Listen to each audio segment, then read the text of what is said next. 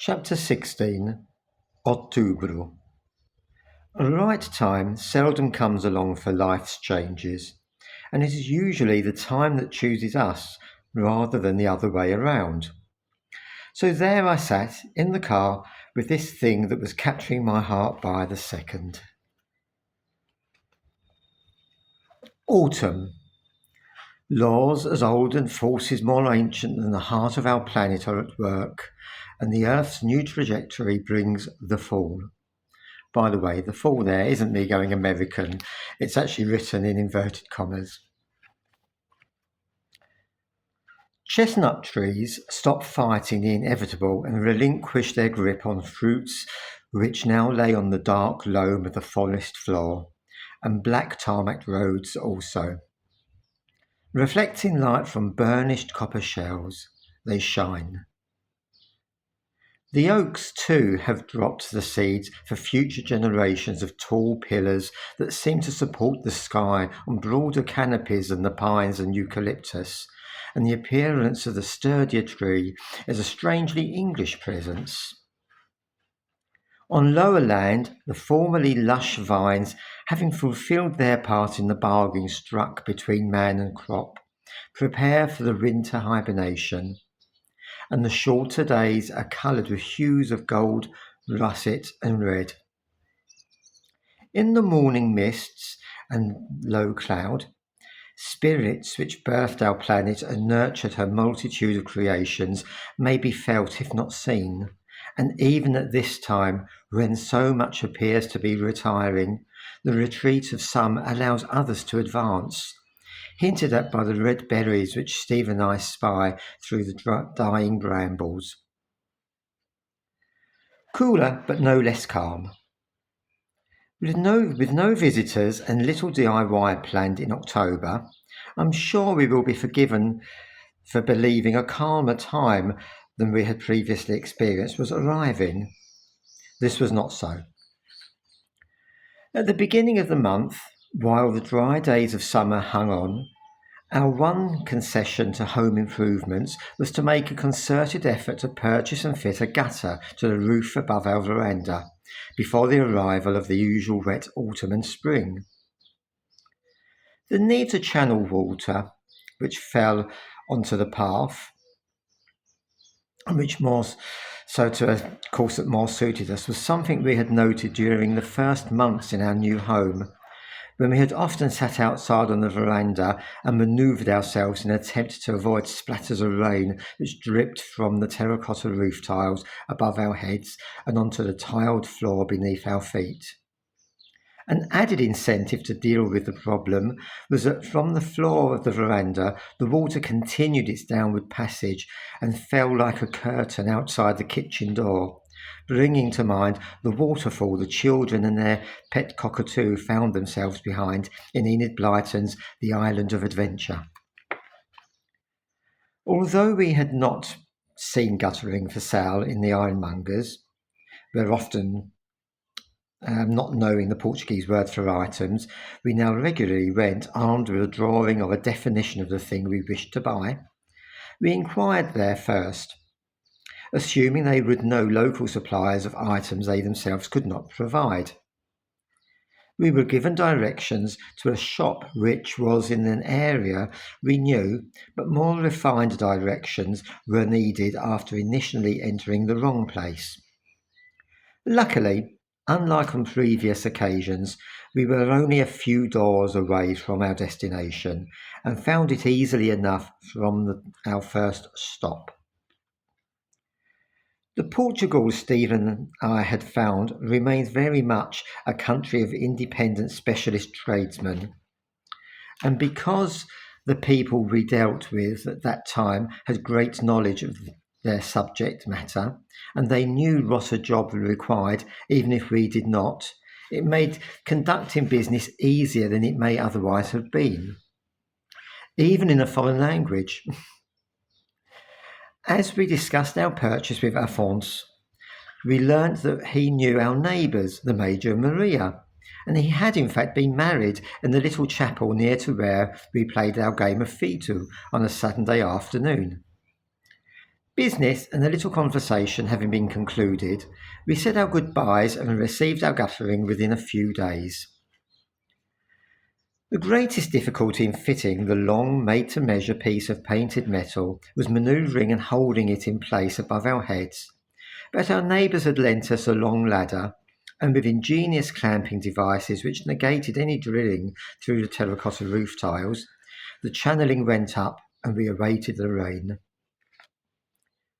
Just before 3 o'clock on Sunday the 23rd of October 2011, our waiting was over, brought by winds that had been heralding rain since before this part of the world spun into the light.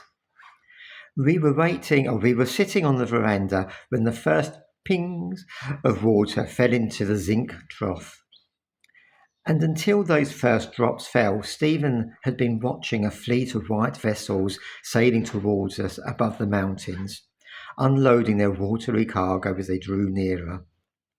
The pings built tentatively above our heads and sounded like chips being fried in a pan, and it seemed to have taken eternity for enough momentum to build and carry the rain down the drain pipe, during which time the two of us stood a little back from the edge of the veranda in a position where no droplets fell upon our heads, but where we could see the end of the drain pipe. We felt a great satisfaction and sense of pride at our work when, at ground level, the trickle eventually became a gush.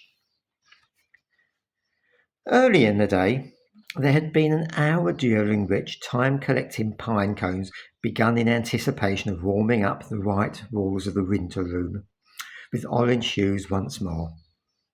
Because although the October days still held substantial heat, the nights were feeling decidedly cooler. The rain was further confirmation of the season's change, and the damp evening was our cue to light the wood burner again. Unlike in London, where the onset of colder weather and shorter days used to fill me with melancholy, here I welcomed them, because winter meant that Stephen and I would retire to the sofa downstairs and settle ourselves early in front of a log fire before slipping between sheets warmed by an electric blanket. As the sunny weather held on, it was on a hot Sunday afternoon that we watched our first mountain bike competition. The rugged, hilly landscape surrounding our village provided conditions which perfectly suited a race, and Stephen and I joined many of our neighbours in lining a course which wound down the mountainside and assisted the riders as they sped past us at regular intervals. From our position near a wooden bridge which crossed over the road, contestants were put at 70-degree angles as they descended down the planks and onto the track through the forest once more. Both to and from the spot where we had chosen to stand, we exchanged a bourrade with half a dozen people, and although we had looked out for Manuel T, we had not seen him. Instead, we found ourselves spectating the event near to where Manuel J had stopped, and although there was general conversation, at that time there was not the comfortable relationship we had with the other Manuel. So Stephen and I spent most of the afternoon in our own company. The Portuguese are great storytellers, and unlike my experiences of English people, who generally recount a tale matter-of-factly, the people we have met here narrate events with a flair that involves different voices, pitches and mannerisms for the different characters who are within their tale. A few days after the bike race, we caught up with Manuel T in his adega, and the story of his whereabouts at the bike rally unfolded over a few glasses of wine. He had been watching the race at the finishing line, where a makeshift bar had been set up, and during the course of the afternoon, the sun had concentrated its rays on our friend's neck, forcing his body to call time and demand some TLC. Care came in the shape of an ambulance that took him to hospital for tests and a speeding heart.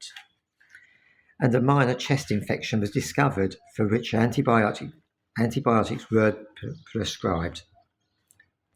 Despite giving the impression of a man who had been very much the head of his household, experience told Manel when women had to be obeyed. And although he had no wife to perform the task of giving him a good ticking off, his two daughters were available to do just that. And as our friend poured wine that day in his cellar, it was only 2 glasses that were filled, and our host begrudgingly sipped pineapple juice.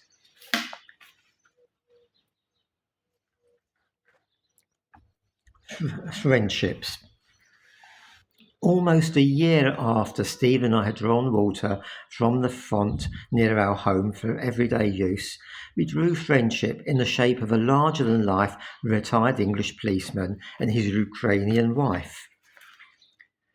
The house beside the font had intrigued us when we first arrived in our village because on the other side of the building to where the font was, a flight of concrete steps ran upwards.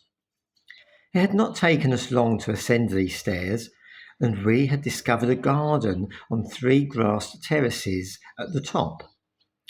On one of these there was a table covered with a plastic cloth, and plant pots upon this anchoring it down.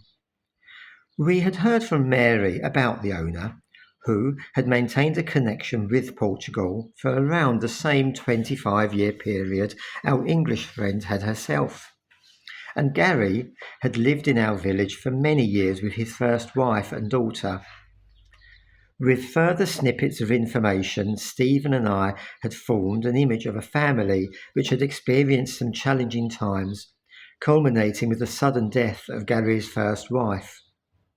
Events which followed had led the retired policeman back to his UK village, taking with him a Ukrainian woman who became wife number 2. We knew from conversation with Manel T that he had a great fondness for our absent English neighbour, and perhaps it was from a sense of insecurity about my place within our neighbourhood that my feelings about this fellow Briton were uncertain. There was a definite opinion that I actively fought not to have of the Ukrainian woman who went to England to get married. It was the middle of the month when Stephen and I stopped at Manel T's house to exchange a few pleasantries, as we usually did when returning from somewhere in the car, and we were informed that Carlos was back. Gary had acquired his Portuguese name many years before to a mishearing of the Englishman's name, and continuing in our usual loop round to our home, we stopped outside the Casa de Font because the car of the prodigal son blocked the road.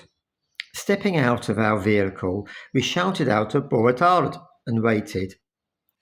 Any preconceived ideas about the two people we met were hustled out by the large, loud, jovial voice and demeanour of Carlos, and the cheerful, accented voice of Lubov, who fired off her words like machine gun fire. The first conversation between us started with Carlos clarifying who we were. So, which one is Raimundo and which one is Stefan? Manel T's Portuguese names for us. And once this was clear, we were told, Manel said you're really nice guys, a couple of puffs, but really nice guys. Unlike Joyce and Steve, who stayed only a few weeks or days, but on several occasions throughout the year, Carlos and Lou visited only once but stayed for a month, and during that time we saw quite a lot of each other. Our new neighbours began using our washing machine because theirs had broken the previous year and not been replaced, and as the neglected house began its transition into a home once more, Lou and a bag of washing became fixtures in our kitchen. Balancing our neighbourliness was their offer to help when part of the iron body of our wood burner split, and gifts such as food brought with them from England, blankets and duvets they had no further use for, and dinners out which they insisted paying for, showed mutual respect and understanding of our situations, helping to seal the friendship between us. Any anxiety about the effects Carlos's return would have on our friendships, on the friendship we were building with Manuel T, dissipated during the times we shared drinks as a group, one of these occasions being dinner at our house. The following year, when a friend was visiting, she would commented on the bond the two old friends displayed, that of shared experiences at a time when life had been very different for them both. And though Stephen and I were not a part of those memories, we understood the difference between the past and the present, and the different dimensions of friendship. Common interests are among things which bind people together, and the relationship between friends can at first seem less fraught than that between family members, whose duties are more conventional, or the interaction between partners, whose expectations of each other far exceed those of anyone else. But the dance of friendship can be a complicated one nonetheless, as we had discovered when living in London.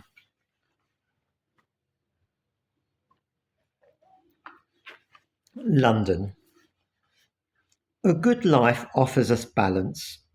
Whilst living in the flat, counteracting the deteriorating relationship with our neighbours downstairs had been the one we enjoyed with our neighbours next door. And on the day our removal van had ended up in the manhole, some good luck arrived.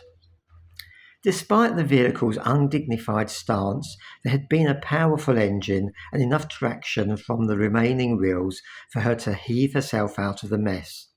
And despite having had a nosy neighbour hanging about all morning, just before the accident had occurred, he had left in his car. Eager to have things cleared up before the busybody returned, Stephen and I waved the van off, assuring the men that we would sort things out. After the phone call to the water board had been made, we had knocked at the door of our next door neighbours, John and Claire, and were immediately invited in for a cup of tea. As the kettle boiled, we explained about the mess we had found ourselves in. There was no hesitation, and Claire did not offer but stated she would take responsibility for the incident, and any insurance claim would go through her and John's insurance. Stephen had cancelled his policy the previous day. Thames Water was better than their word, and a couple of men arrived within an hour. From our neighbour's window we saw the transit van pull up, and I offered to go down and explain what had happened. The art of a good lie is first convincing oneself of a different truth, and by the time I faced the men from the Water Authority, I had convinced myself that the situation with the furniture removal van had not occurred. In my mind, the reason for the hole in the ground between the houses was because it was used by both the upstairs flats to gain access to the back of the properties, and the path was where 4 heavy wheelie bins were taken out week after week. This stress on the unmarked manhole being the real reason for it caving in. Claire joined me in the front garden, and with her comments that she was counting her blessings the incident had not occurred when her 5-year-old daughter was around, the situation was assessed and responsibility claimed by the water company.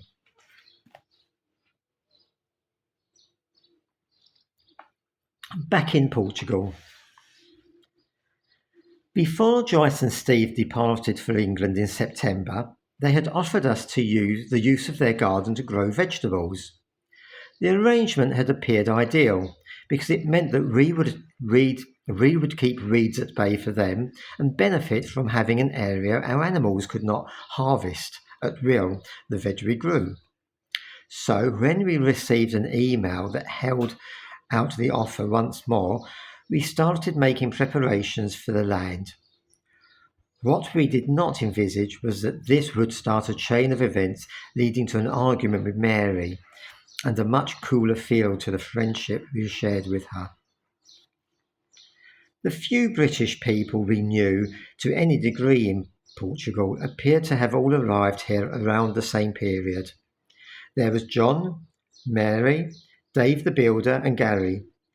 Despite cautious or broken relationships between the expats themselves, they also appeared to share a history of troubled relationships with husbands, wives, or girlfriends, which were no longer around.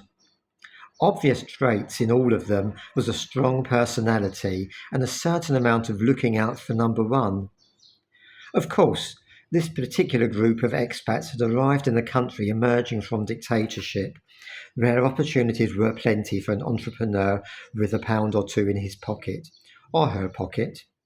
And although that has changed, Portugal remains a country where attitudes to women remain different to those expressed in England. And Stephen and I understood that for Mary, more than for her male peers, life must have been extremely difficult following the end of her marriage. Any doubts that our friend guarded her gains fiercely were dismissed when she interpreted our agreement with our neighbours Joyce and Steve as a challenge to her position within that relationship. The birthday present. By this time, budgeting meant even spending €6 each on a haircut was something we went without some months. But it was going to be Stephen's birthday on the 27th of the month, and with a birthday present from me not in the equation, the trip into Miranda de Corval and the clip from the barber a few days before was a small treat. As we approached one of the roundabouts in town, we saw two small puppies at the exit, where a slip road provided access to a dual carriageway. We had become accustomed to seeing stray dogs lying in the sun on the grassy island that also had an exit to one of the supermarkets we shop at. But the pups' vulnerability caused us to stop the car a little distance past them and walk back to where they tumbled around together. Our only intention had been to move the puppies from the tarmac surface to a safer position amongst scrubland which bordered the road. But the two bundles of black and tan fur, each no larger than a bag of sugar, were playing beside the still form of a third, and within a minute I was given an opportunity to make amends for the sensible decisions I had made about the stray dog Milo a few months earlier. The puppies separated at our approach, and whereas when Stephen stepped towards one of them, it ran unsteadily into the land colonised by bushes of gorse and heather, my footsteps towards the other bundle had prompted it to do likewise towards me. Previously to scooping the dog up into my arms had been months of discouraging Stephen and myself from dreams of the chocolate Labrador we had planned for our life here. Now is not the right time to have a dog. We can't afford vet's bills, and we already spend enough on the cats and the ducks' food, had been my argument. Somehow, though, a right time seldom comes along for life's changes, and it is usually the time that chooses us, rather than the other way around. As I sat in the car, with this thing that was capturing my heart by the second, Stephen went into the conveniently placed supermarket to buy some food and a bowl. Carlos and Lou were at their house when we approached the home, and we stopped our car outside their place to show them the puppy. Over a cup of tea, we explained to our neighbours how we had come by it, and that our haircuts had been postponed as the money went on the dog food and the bowl. Unsure of the sex of the animal, we asked for help on the matter, and although a little uncertainty occurred, it was decided the dog was a he, and at Carlos's suggestion we named him Merlin. Stephen had been unable to buy puppy food, but whereas Carlos had given Merlin his name, right, it was Lou and her experience with weaning young animals in the Ukraine who had gave us advice about mixing the adult dog food with mashed potato or rice. Lou left the room and came back with an old sheet, which Merlin, stopping his exploring, took an instant liking to and gave into sleep. The dog needed to be rechristened Merlina when her sex became evident. But before this was discovered, Steve and I had introduced him to quite a few neighbours and wondered what on earth they must have made of our ex-city dwellers' naivety when the true sex was discovered. Melina's colourings were very similar to those of a German shepherd, but Portugal has a lot of street dogs, and we presumed our new family member had a heritage just as mixed up as the rest of us. Concerning her markings, the ones which received most attention were two rectangular tan patches above her eyes, and without fail, the reaction of all Portuguese people who met her were quatro olhos, 4 eyes. Stephen always answered that they were her sunglasses. Caring for a puppy that had come from the street meant that we probably treated it differently to how we would have if we had bought one. So, although Merlina had sat with Muffin, Biscuit, Stephen and me in the winter room during the evening, when the cats were put away for the night in the lemon room, the dog joined them. In the box lined with part of the sheets from Lou and the little grey plush duck which had been a beanie toy before Stephen removed the beans, our newest family member spent her first night away from her mum. That was the only time she cried, and it was strange how little it affected me. Even reading this now, I'm surprised at my reaction. But perhaps because I believed we were giving her an opportunity for a better life than the one she had been born into, my conscience was eased. Merlina loved the fire from the first days, and Muffin stopped sitting beside it, unsure of this inquisitive thing which would not let her rest soundly. In time, both the cats grew accustomed to the new addition.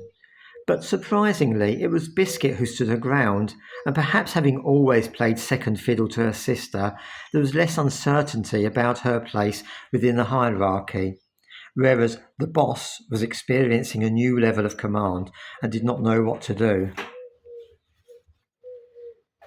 On Stephen's birthday, we drove into Queenborough, and along with a homemade card from me, we had those haircuts and gave each other the gift of time. In the evening, while enjoying a glass of white port which our new British friends had brought Stephen as a birthday present, we learnt that after we had left that morning, Melina had cried only a little more, but only a little, before settling down.